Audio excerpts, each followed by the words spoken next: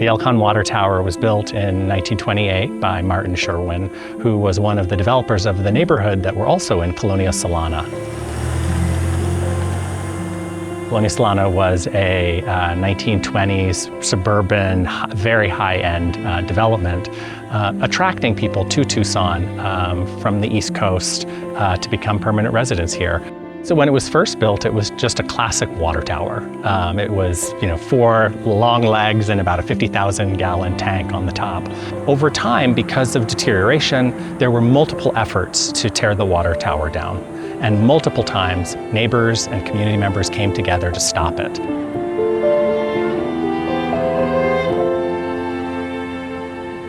The structure was created to evoke this sort of Spanish revival flavor that was very popular in the 1920s. The hotel across the street, the El Conquistador Hotel, which was torn down decades later, was built in that classic style. And this had always had a reflection of that, and people often assumed that it was the water tower for the hotel. It was not, but it retained the name the Elkhorn Water Tower.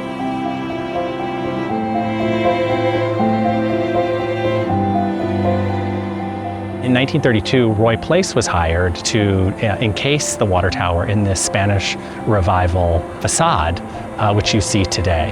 And it became sort of a landmark for this part of the city. Roy Place was a major architect who came to Tucson during this period in the interwar years, and then went on to design some of the most iconic buildings of that period. Architecturally, it's on a square base and it has a cupola on the top with these beautiful windows. People imagine that it would be like a viewing station, or that there would be these grand stairs that would lead to the top to be able to stand on the balconies and look out. But in fact, there's still the old 50,000-gallon water tank in the middle of the cupola at the top.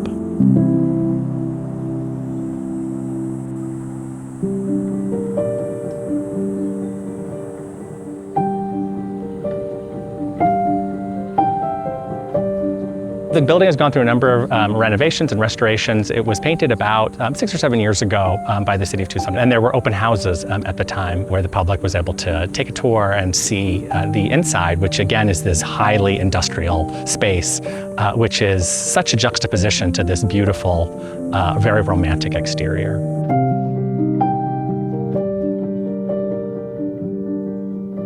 They hired Josias Jostler, another significant architect, to design the weather vane of a miner and his donkey, which was sort of a nod to the mining traditions of the region. It was listed on the National Register of Historic Places in the early 1980s, and in the early 90s it was designated a City of Tucson landmark. Buildings like the Elkhorn Water Tower are part of our cultural fabric. They're part of the visual beauty of our city, and they became these sort of beacons and icons of how the community was developing. Today they are sort of an artifact of that era, but they are so charming and they're part of what makes Tucson unique. But the story of the water tower isn't just about a pretty icon, it's also about the resiliency of our city. To me, it really represents this sort of power of the community to stand up and say these places matter, and how we can come together and ensure that they're preserved for the future.